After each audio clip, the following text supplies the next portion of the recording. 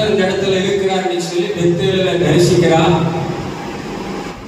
மக்னாயிம்ல தூதர்களை பார்க்கிறார். ஆனால் அவருடைய வாழ்க்கையில எந்த மாற்றமும் இல்லை.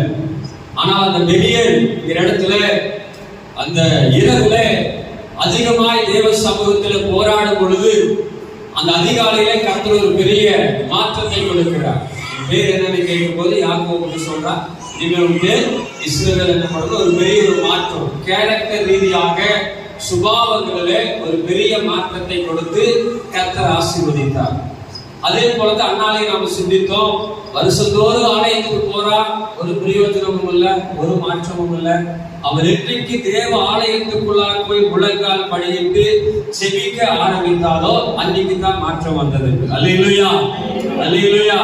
அப்ப நம்முடைய வாழ்க்கையில கர்த்தரை தரிசிக்கிறதுனாலயோ, தேவ தூதர்களை தரிசிக்கிறதுனாலயோ, ஆலயங்களுக்கு போவதனாலயோ, இல்ல ஊழியத்தெல்லாம் நாம செஞ்சுட்டு இருக்கிற ஊழியங்களுக்கு போறதுனாலயோ எந்த மாற்றமும் வரப்போவது இல்லை. மாற்றம் வேணும் அப்படின்னு சொன்னா தேவ சமூகத்துல முழங்கால் படியிட்டு போராடி செபிக்கிறவர்களா இருக்கணும். அல்லேலூயா, அல்லேலூயா. செபி